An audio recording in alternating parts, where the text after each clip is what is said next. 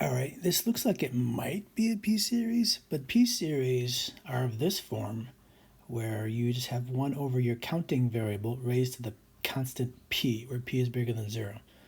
That's not quite what we have here, or is it?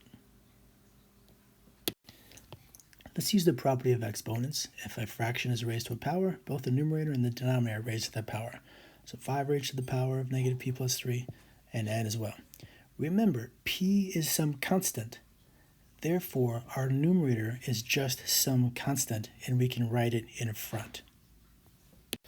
So our series can be written like this, and now it is clearly a p-series, and it converges whenever the exponent is greater than 1, which is when 3 minus p is greater than 1, which is when p is smaller than 2, and of course it must be bigger than 0. These are the positive values for p, for which our series converges.